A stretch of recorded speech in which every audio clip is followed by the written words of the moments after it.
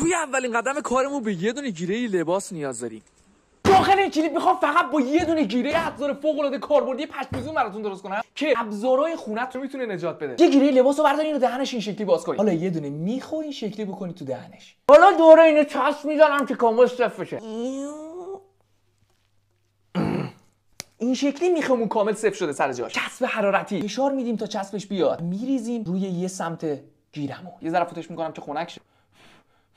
حالا بعد بچسبونیمش رو فندک. به خاطر این خنکش کردم که اگه داغ بچسبونیم فندک احتمال داره فندکتون رو بتره. حالا اینو روشنش میکنیم و میذاریم نوک میخمون رو یکم داغ کنه. یادم میاد بنده خدایی داخل یک کامنت برگشت من گفت خلاق نیستی. با لایکاتون بهش نشون بدین که من آدم خلاقی ام. داغ شد. این دقیقاً کار دستگاه هویه رو برامون انجام میده. کافی اینو بچسبونیم بهش. درجا آب میکنه. نگاه کنین. هر جا رو بخواین میتونین 3 سوت باش لحیم کنین. من وید فور یو ایکس هم مرسی ان که